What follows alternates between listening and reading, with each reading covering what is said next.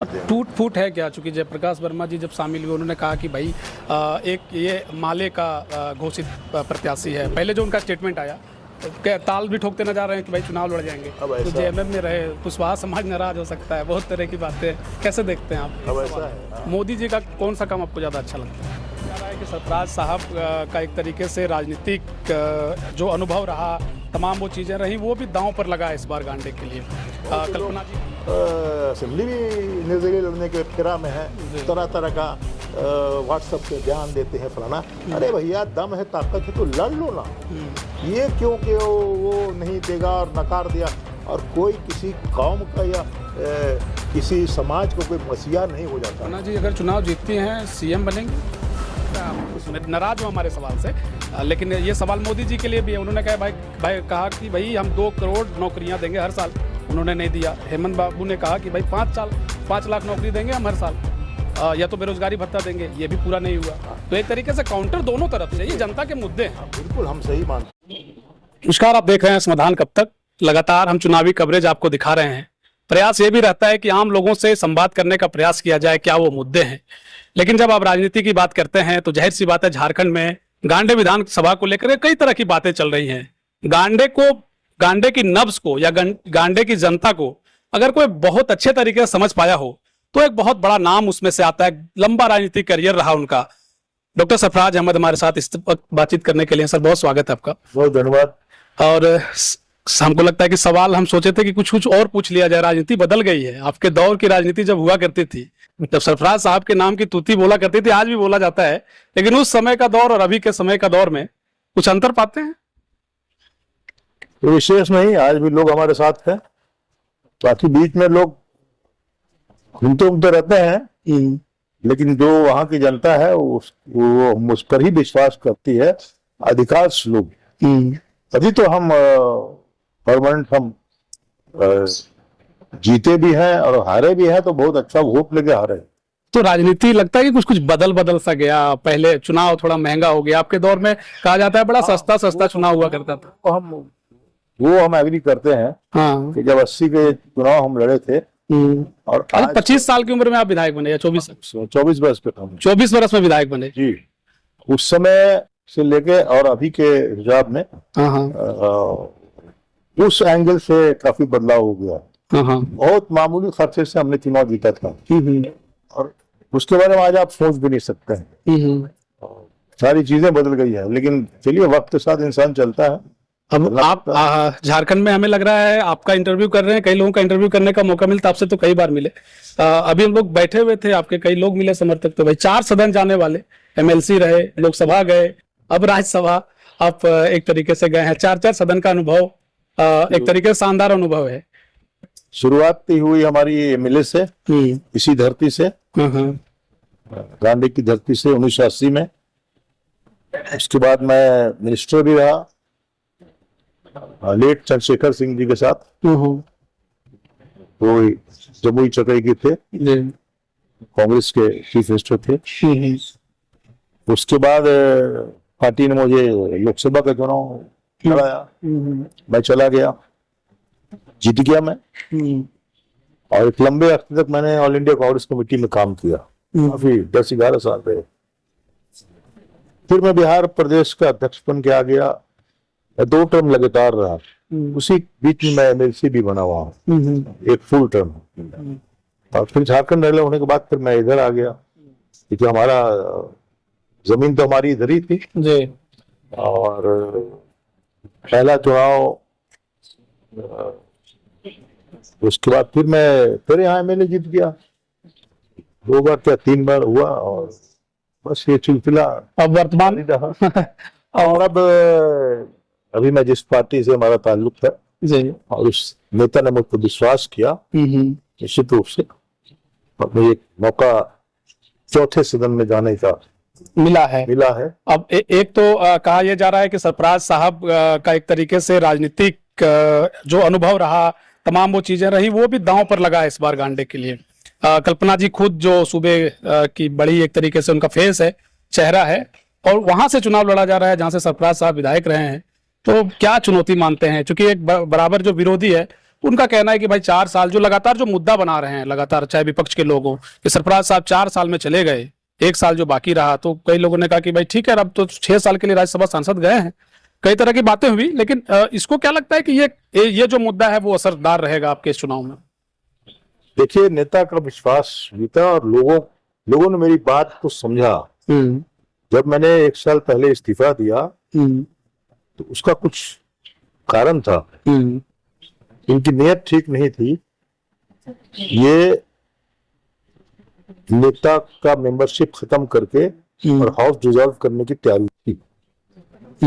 समझ गए? तो जब हाउस डिसॉल्व हुआ था तो मैं भी सदस्य नहीं रहता। तो वो सब एंगल को देखते हुए और लोगों की अच्छे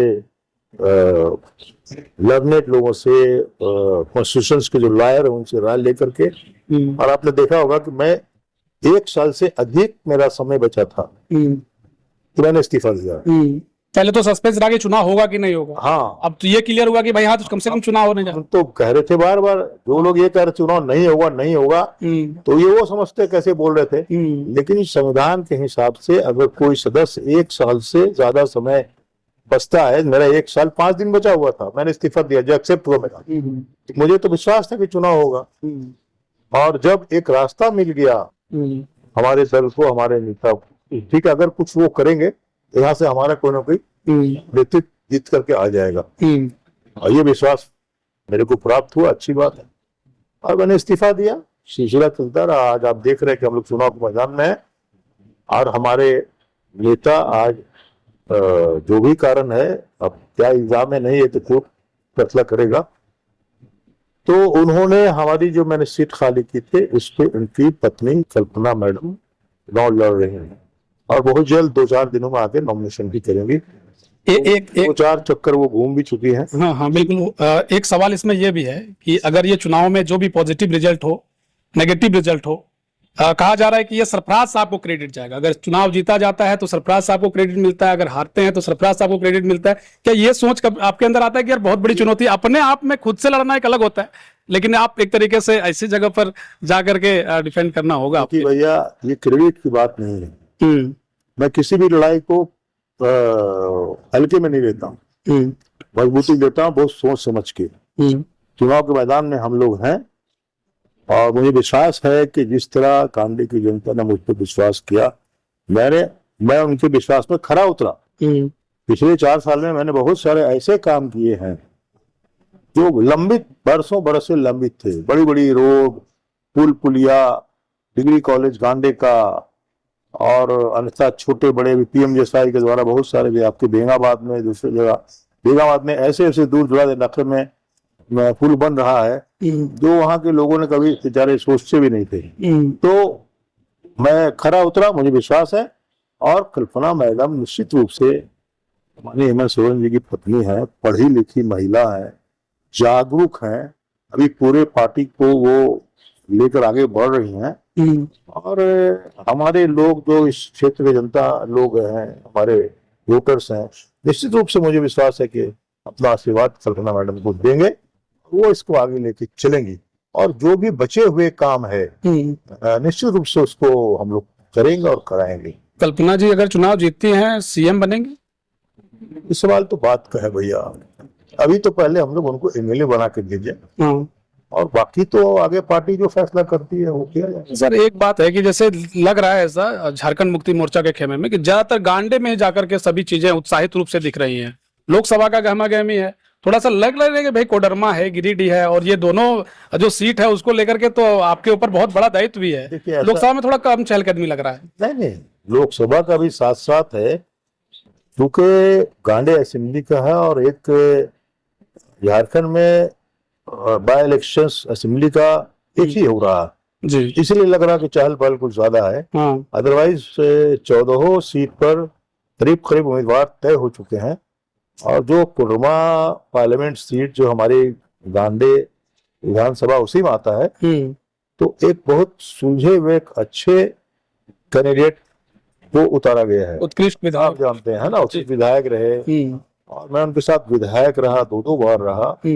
और आपसे बड़ा अच्छा तालमेल रहा है क्या? बहुत अच्छा तालमेल रहा। और गिरिडीह के मुद्दे को, अपने क्षेत्र के मुद्दे को सदन में बहुत अच्छे ढंग से उठाना और पेश करना और सरकार से मनवाना, नहीं ये काम, इसीलिए बहुत एक अच्छा मौका गांडे और कुटुंबा के लोगों को मिल रहा है। एक अच्छा नेता यहाँ से जा रहा है। मुझे उम्मीद है, विश्वास है कि लोग उन पर विश्वास करेंगे और विनोद सिंह जी कुटुंबा से देंगे। फूट फूट है क्या? चूंकि जयप्रकाश वर्मा जी जब शामिल हुए, उन्होंने कहा कि भाई एक ये माले का घोषित प्रत्याशी है। पहले जो उनका स्टेटमेंट आया तो क्या ताल भी ठोकते नजर आ रहे हैं कि भाई चुनाव लड़ जाएंगे, अब तो जेएमएम में रहे कुशवाहा समाज नाराज हो सकता है, बहुत तरह की बातें, कैसे देखते हैं आप? अब ऐसा है, मैंने आपसे कहा ना कि किसी भी लड़ाई को मैं हल्के से नहीं लेता हूँ। वर्मा से आप क्या बोल रहे नहीं बोल रहे हैं, उसको मैं कोई जवाब नहीं दूंगा, लेकिन मुझे इस बात का विश्वास है कि ऑलरेडी तय हो चुका है। तभी तो जो पार्टी गठबंधन में शामिल है, जो सीट उनको दिया गया, तो उनकी पार्टी ने कैंडिडेट अनाउंस किया, ठीक है ना। हाँ। तो हम ये कैसे कहें कि वो माले के उम्मीदवार है? जेएमएम है ना साथ में, बिल्कुल जेएमएम, कांग्रेस, आरजेडी सब है। ये सीट वाले को दी गई, लेफ्ट पार्टी को दी गई और एक ही सीट झारखंड में दी गई है, उनका वो उम्मीदवार है, तो निश्चित रूप से गठबंधन का उम्मीदवार हो गया। अब आरजेडी को जो सीट दी गई है या कांग्रेस को, तो कांग्रेस पार्टी ना नाम घोषणा करेगी, जेएमएम नहीं ना करेगा। ये गलतफहमी लोगों को बीच में फैलाई गई, ऐसा कुछ नहीं। अगर किसी को निर्दलीय लड़ने की इच्छा है तो ये तो डेमोक्रेसी है, प्रजातंत्र है, लड़ सकते हैं अपना अजमाल है। बहुत से लोग असेंबली भी निर्दलीय लड़ने के फिरा में है, तरह तरह का व्हाट्सएप पे बयान देते हैं फलाना। अरे भैया, दम है, ताकत है तो लड़ लो ना। ये क्यों कि वो नहीं देगा और नकार दिया, और कोई किसी कौम का या किसी समाज को कोई मसीहा नहीं हो जाता है ना। उस समाज में जो भी लोग हैं उसको बुद्धि है, अपने विवेक पर सोचता है कि उनके लिए क्या अच्छा और क्या बुरा है। कोई बहुत से लोगों की आदत होती है कि अगर आंधी तूफान चली, सामने खड़े हो गए और ये दिखाना चाहते हैं कि तूफान मेरे वजह करे, वो गलतफहमी पाड़ रहे, ठीक है ना। नहीं तो लेकिन एक मसीहा के तौर पर अगर देखा जाए, गांडी में सबसे ज्यादा जो वोट है वो अल्पसंख्यकों का है, माइनॉरिटी का है, वो उसके मसीहा तो आप हैं। देखिए, और उसका असर तो गिरिडीह में भी दिखता है। मैं मसीहा वो ऑफ कैमरा कई लोग कहते हैं ये। मैंने काम किया है, लोगों को विश्वास है हम पर, और ना केवल गांडी के लोगों को, गिरिडीह के लोगों को भी हम पर बहुत विश्वास है। क्यों आते हैं लोग? अभी आपने देखा कितने लोग आए हुए हैं हमारे पास। जी जी बिल्कुल। और आज हम लोग की जो बैठक हुई जेएमएम की, उसमें हमारे गिरिडीह के जो कैंडिडेट हैं, मथुरा बाबू भी आए हुए थे। तो गिरिडीह प्रचार करेंगे आप? बिल्कुल करेंगे। अच्छा, क्यों नहीं करेंगे? मैं इस शहर में रहता हूँ और पार्टी मुझे कहेगी, और हमारा उम्मीदवार है गिरिडीह पार्लियामेंट में। मैं गिरिडीह पार्लियामेंट का मैं सदस्य रह चुका हूँ। एक लंबा अनुभव है आपका। लंबा मेरा इनिंग है। तो कोडरमा में कह रहे हैं विनोद सिंह जी भारी हैं, कोडरमा में।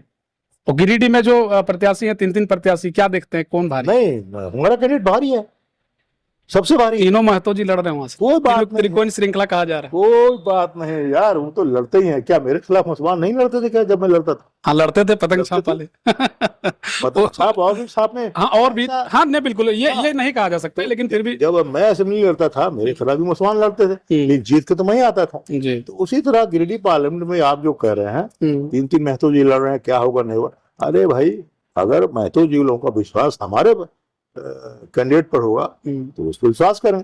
उसके अलावा अन्य जो लोग हैं उनका विश्वास भी जीतेंगे वो, और निश्चित रूप से ये सब सीट हम लोग निकालेंगे। देखिए, पहले क्या था, पिछले 2 पार्लियामेंट चुनाव में देखा गया 37% एक तरफ और बाकी वोट छितरा गया अलग अलग दलों में। तो 37% 50% भी नहीं हुआ, और उसमें बीजेपी ने सरकार में आ लिया। लास्ट पार्लियामेंट में ये हुआ, बीजेपी को पूरे हिंदुस्तान में 42% वोट आया था। तो अधिकांश वोट तो उसको नहीं आया था, लेकिन अधिकांश वोट डिस्ट्रीब्यूट हो गया, अलग अलग हो गया, ध्रुवीकरण हो गया वोट, है ना। तो इस बार वो नहीं लग रहा है। तो larger section of the society जिसको मानेगी, वोट करेगी, वो जीत के आए। एक सवाल है अंतिम, कह लीजिए, चूंकि आपका समय बहुत ज्यादा, 40 डिग्री टेम्परेचर में इनका इंटरव्यू कर रहे हैं हम लोग, और दिलचस्प बात है ये कि हम जब इनके आवास में कर रहे हैं तो एक सवाल रह गया था, आपके घर में आए, हमको लगता है कई बार आ चुके हैं, यहाँ पे इंदिरा शायद राजीव गांधी जी भी आ चुके हैं, बिल्कुल जहाँ पे हम यहाँ मौजूद हैं। राजीव गांधी आए हैं और कांग्रेस के जितने बड़े बड़े नेता सब आए हैं, और हेमंत बाबू तो 20 बार आए हैं। हाँ हाँ बिल्कुल। अब उनकी पत्नी मैडम कल्पना सोरेन जब भी आई है, हाँ जितनी बार यहाँ चाय पी की भी नहीं, एक्चुअली राजीव गांधी जी इसलिए चूंकि उनका एक दौर हुआ करता था जब ये सवाल, इसलिए चूंकि वो 402 एक तरीके से सीट लाए थे लोकसभा में।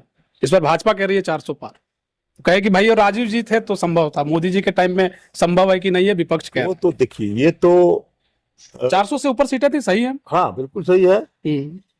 उस समय की बात अलग थी, अब की समय की बात अलग है। वो उस समय इंदिरा जी की शहादत हुई थी, और इंदिरा जी की शहादत के बाद वो वोट हुआ था। लोग का एक बहुत त्याग तपस्या, इंदिरा जी ने जो देश का एक इमेज उठाया था उसको लेकर लोगों ने कांग्रेस को बहुत मदद की थी। ठीक है, अभी वो माहौल नहीं है। अभी हम अपने आप मुंह से करें कि 400 प्लस जाएंगे, हम नहीं जानते हैं तो आगे क्या होगा। ये तो 4 जून को शायद काउंटिंग है। जी 4 जून को काउंटिंग है, कोई सब पता चल जाएगा। जाते जाते एक युवाओं के लिए सवाल है, कई लोगों ने बोला कि भाई एक सवाल पूछ लिया जाना चाहिए, विशेष करके आपसे हम ये सवाल इसलिए पूछ रहे हैं। युवा जो है एक तरीके से जो बेरोजगारी का जो आलम है, प्रतिशत देखिएगा तो एक बहुत बड़ा आंकड़ा है, और कहा जाता है ये कि अगर 3 करोड़ के आसपास अगर हर 12th पास कर रहे हैं लोग, तो उसका जो एक तरीके से चाहे इंजीनियरिंग में जाना हो, मेडिकल में जाना हो, सीट भी कम है लोगों के लिए, और बेरोजगारी दर अगर आप देखेंगे तो वो भी बहुत ज्यादा है। तो आप एक तरीके से सेंट्रल को लेकर के जो एक तरीके से सरकार रही, विपक्ष का खेमा कहा यह जाता है, आरोप यही लगता है कि भाई बेरोजगारी वाला मुद्दा बढ़िया से नहीं दिखा, बाकी मुद्दा खूब दिखा, तमाम तरीके के मुद्दे उठाए गए, लेकिन बेरोजगारी वाला मुद्दा छूट जाता है, मजबूती से विपक्ष नहीं उठा पाती। ये आरोप है आप लोग के ऊपर। देखिए ऐसा है ना, कोशिश कई बार हम लोगों ने की कि यहाँ कुछ ऐसा कानून बने झारखंड में जिससे झारखंड के जो नौजवान बेरोजगार हैं, जो प्लान करते हैं दूसरी जगह चले जाते हैं, उनको हम ही रोजगार दे दें। और आपने देखा कि जब जब हमने कोई असेंबली से कोई चीजें पास की है तो वो कहीं ना कहीं जाके रुक गया। ठीक है ना, तो बहुत सी चीजें जो क्लियर होने नहीं दी जाती है, तो वो इल्जाम सिर्फ हमारे ऊपर क्यों है? जिन लोगों ने उसको रोक रखा है वो भी तो, उनको भी जाना चाहिए। हमने कोई चीज बनाने की शुरुआत की, अब वो रुक गया, तो निश्चित रूप से अब फिर कोर्ट चले गए, कोर्ट से रुक गया, कहीं किसी ऑफिस में जाकर रुक गया, दिल्ली जाकर रुक गया। तो ये बात बिल्कुल सही है और मानते हैं, और हम लोग इस बार निश्चित रूप से प्रोग्राम है कि देखिए, इन्होंने तो कहा था कि इतने नौजवानों को रोजगार हर साल देंगे। नहीं देखिए, दोनों फंसते हैं। एक सवाल थोड़ा सा हो सकता है आप नाराज हो हमारे सवाल से, लेकिन ये सवाल मोदी जी के लिए भी है। उन्होंने कहा कि भाई हम 2 करोड़ नौकरियां देंगे हर साल, उन्होंने नहीं दिया। हेमंत बाबू ने कहा कि भाई 5 लाख नौकरी देंगे हम हर साल, या तो बेरोजगारी भत्ता देंगे, ये भी पूरा नहीं हुआ। तो एक तरीके से काउंटर दोनों तरफ से, ये जनता के मुद्दे हैं। बिल्कुल हम सही मानते हैं। हाँ, जो कानून यहाँ बना जी, कि जो भी कल कारखाने उद्योग धंधे यहाँ पर लगेंगे उनको 75% यहाँ के लोगों को नौकरी जी दी जाएगी। और आपने देखा कि इस पे पहल भी हुआ, घूम घूम करके हर जिला में माननीय मुख्यमंत्री या और मंत्री लोग, जो मेला लगता था उसमें लेबर डिपार्टमेंट के द्वारा वो जो कंपनियां या जो भी फैक्ट्री या प्राइवेट उद्योग धंधे लगते थे, उनसे आंकड़ा लिया जाता था कि आप हमारे लोकल को कितना नौकरी देना, और उन लोगों को हाथ का हाथ वितरण भी किया गया। जॉब कार्ड या अपॉइंटमेंट लेटर, पहल उसमें भी अच्छी पहल थी। लेकिन बात को आके देखिए, जब हेड ऑफ द स्टेट ही जब परेशान हो गया, टेंशन में आ गया, उस पे इल्जाम लगा के लोगों ने कहाँ पहुंचा दिया। ठीक है, तो थोड़ा सा निश्चित रूप से उसमें ठहराव तो आया, मैं इस बात को मानता हूँ। लेकिन आने वाले दिनों में आप इसका फलाफल जरूर देखिएगा। मैं केंद्र सरकार की बात तो नहीं करता हूँ कि केंद्र सरकार जो आएगी, जो भी आएगी वो क्या करेगी नहीं करेगी, लेकिन निश्चित रूप से झारखंड में ये मामला को हम लोग ले करके और अपने नौजवान साथियों को जो बेरोजगार हैं इनका कुछ न कुछ रास्ता निश्चित रूप से निकालेंगे। चलिए, समय ज्यादा ले लिया आपका लगता है, बहुत शुक्रिया आपका। लेकिन जाते जाते एक सवाल है, मोदी जी का कौन सा काम आपको ज्यादा अच्छा लगता है? मोदी जी का कौन सा काम? मोदी जी का कोई एक काम अच्छा लगा? मोदी जी का झूठ बोलना मुझे बड़ा पसंद। अच्छा, बहुत प्यार से झूठ बोलते। अच्छा, हेमंत जी का काम बता दीजिए कोई एक। हेमंत जी में जो ये है कि हेमंत सोरेन जो बोलता है उसको करता है या करने की कोशिश करता है। अच्छा। तो अगर हम एक समाज सेवी या पॉलिटिकल जीव होकर के या विधायक एमपी होकर के अगर हम यही मैसेज दें कि अपने लोगों के लिए हम प्रयास कर रहे हैं किसी काम का, तो ये एक अच्छा पहल होता है। एक मैसेज जाता है ना भाई, हम हमारे नेताजी ने कोशिश की, तो कोशिशें कामयाब होती हैं, वादे टूट जाते हैं। वादे टूट जाते हैं। राज्यसभा सांसद बनने के बाद पहली बार आपका इंटरव्यू हम कर रहे हैं। बहुत धन्यवाद। और एक जो हम हमेशा पूछना चाह रहे थे, हमको लग रहा है अब अंतिम है, ये अंतिम है। जी जी। राज्यसभा सांसद आप बने हैं, लेकिन गांडे से बड़ा लगाव आपका रहा, और चूंकि उसी विधानसभा से हम भी आते हैं, तो जाहिर सी बात है गांडे वासी बतौर राज्यसभा सांसद वो क्या आपसे अपेक्षा रखें, चूंकि अपेक्षा जरूर आपसे रखते हैं कि भाई कुछ हमारे लिए बेहतर होगा, लेकिन उन्हें पता नहीं है तौर तरीके कि भाई सदन में क्या होता है। हालांकि लोकसभा जो जाएंगे विधान बनाएंगे, चाहे वो विधानसभा जाएं वहाँ भी आप कानून बनाएंगे, संविधान बनाएंगे, तमाम चीज़ें चलती हैं, लेकिन आम जो नागरिक होता है, ग्रामीण क्षेत्र में बैठा एक व्यक्ति, उसको नहीं पता होता, वो तो मुखिया से सड़क मांगता है, 5 करोड़ का सड़क बनवा दीजिए। तो एक बतौर राज्यसभा सांसद एक आम ग्रामीण या आम मतदाता को आप क्या संदेश देना चाहेंगे, उसके लिए क्या आने वाला 6 बरस डॉक्टर सरफराज अहमद करेंगे? देखिए, ऐसा है भाईजान कि मैं 6 साल एमएलसी भी रहा जी, और एमएलसी में पूरे बिहार का था, लेकिन वक्त का पन्ना उलट के देखिएगा तो उस 6 साल में भी मेरा अधिकांश काम, अधिकांश शेयर और अधिकांश जो बातें हमने उठाई है इसी गिरिडीह जिला की और गांडे की उठाई है। आप समझ लीजिए, मैं लोकसभा एमपी गिरिडीह का था, लेकिन फुलझोरी हॉल्ट गांडे को नहीं छोड़ा आपने, कभी नहीं छोड़ा। गांडे आपके रग और आज फिर मैं आपसे कहता हूँ कि मैं राज्यसभा सांसद बना, पूरे झारखंड का मुद्दा उठाऊंगा, लेकिन दिल तो हमारा यहीं रहेगा। चलिए ठीक है सर जी, बिल्कुल बिल्कुल। तमाम समस्याएं लेकर आपके पास लोग पहुंच सकते हैं, ये बिल्कुल जो ये न्यूज़ देख रहे हैं, ये मेरी कर्म भूमि है, मेरी जीवन की राजनीतिक जीवन की शुरुआत है। मैं इसको कैसे भूल सकता हूँ? मैं तो आमंत्रित करता हूँ कि जो भी हमारे भाई बंधु बहन अगर मुझसे मेरे से उनको कुछ मदद हो जाए एज ए राज्यसभा एमपी रहते हुए, तो मुझे खुशी होगी इस बात की। मैं अपने कर्म भूमि की सेवा करता हूँ और आगे भी करूँगा। चलिए, बहुत शुक्रिया आपका सर, बहुत बहुत धन्यवाद। देखिए, डॉक्टर सरफराज साहब को आप सुन रहे थे, तमाम वो सवाल पूछे गए, हालांकि सवाल एक तरीके से बच गए हैं, और सवालों को थोड़ा सा रहने दीजिए, चूंकि लोकसभा के चुनाव, विधानसभा के चुनाव के बीच में लगातार हम इनसे मिलते रहेंगे, सवालों का एक तरीके से सिलसिला जारी रहेगा। खबरों के जरिए हम आपको जोड़े रखेंगे। देखते रहिए समाधान कब तक। बहुत शुक्रिया, बहुत धन्यवाद। जय हिंद, जोहार झारखंड।